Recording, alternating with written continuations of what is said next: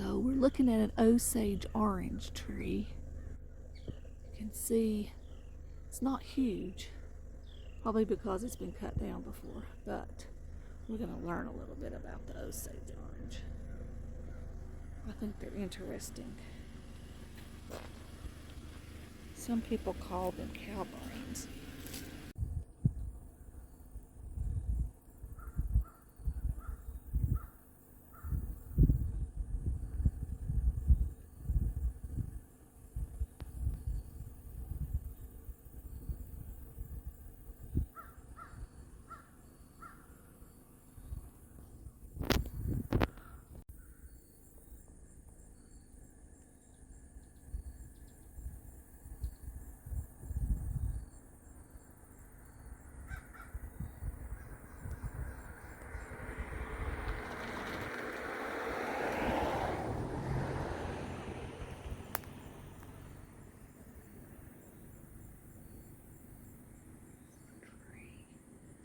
That's the tree. It's so tiny, but look at all of the Osage orange on it.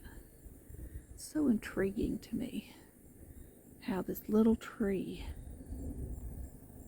can produce that much Osage orange. The squirrels like it. I think the raccoons may eat it, but nothing else will touch it. I'm going to do a little research on them and find out. We're going to cut one open and see what it's like. I think they're so cool. Here in eastern Tennessee, they're very abundant. We'll find out some more about it.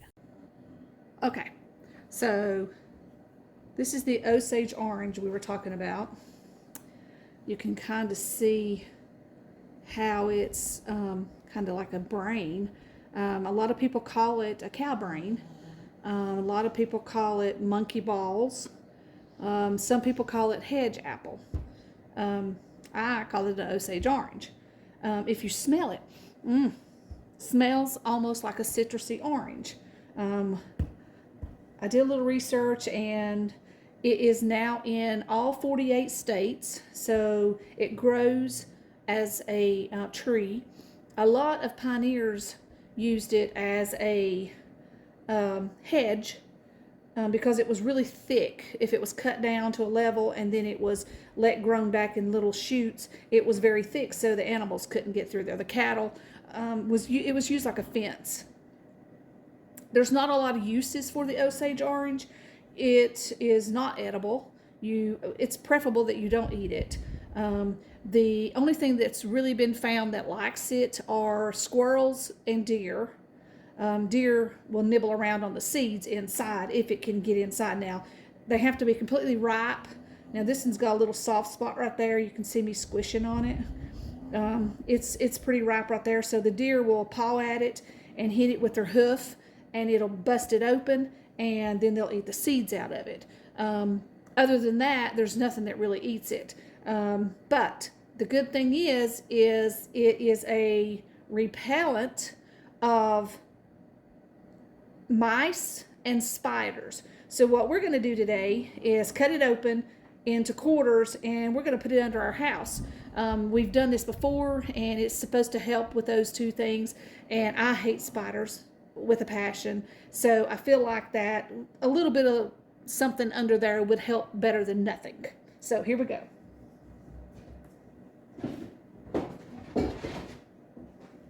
Some of the characteristics of the Osage orange is the little curly outer edge. This one's huge. I've not really seen one this big in quite some time here in eastern Tennessee.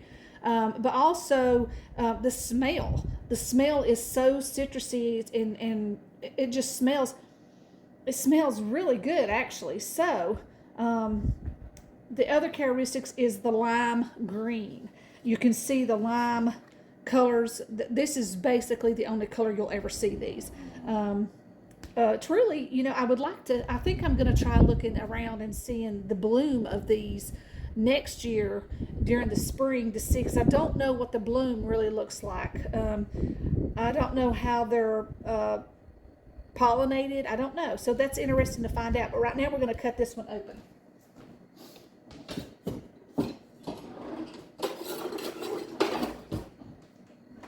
let's test this and see. Very hard. There we go. You can see the seeds in it right here. My son uses the wood for the actual tree part, the wood, for making primitive bows, because it's a very hard wood.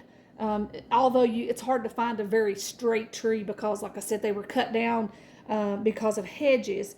This one looks almost like it's rotting in the center right here because there's no bug. But again, the smell of it is unbelievable.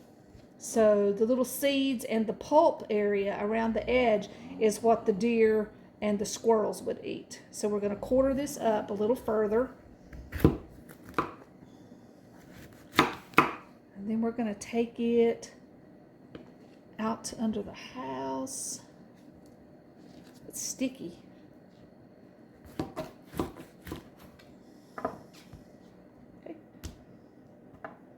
I think it's really interesting myself. The seeds, my son did grow some. He come down one year and got the seeds and dried them, put them in the freezer, and he now has about, he has several Osage orange trees. Where he's living, they're not very abundant. He's not seen them up there as abundant as they are here. They grow here on a lot of the fence rows and a lot of the, the roadsides and things like that. So where he's at in North Carolina, he doesn't see these as commonly as he does here. So now we're going to go take these under the house and try to see if they help with the spider issue. Okay, so worse yet, I just found snake skins under our house. This one is long. That disgusts me. Maybe the Osage orange will keep them away. So nothing pretty under here, obviously. But we're going to do this here. Just going to toss it back there. Okay. It's actually very cool under here. Okay, I need to get that paper. So today I harvested some parsley out of the garden. It was abundant and I needed to do something with it. So I am now pulling the leaves off of it and I'm going to hopefully preserve it in the freezer. I've got quite a large amount. It's beautiful and I am going to freeze it in Ziploc bags and hopefully be able to use it throughout the winter.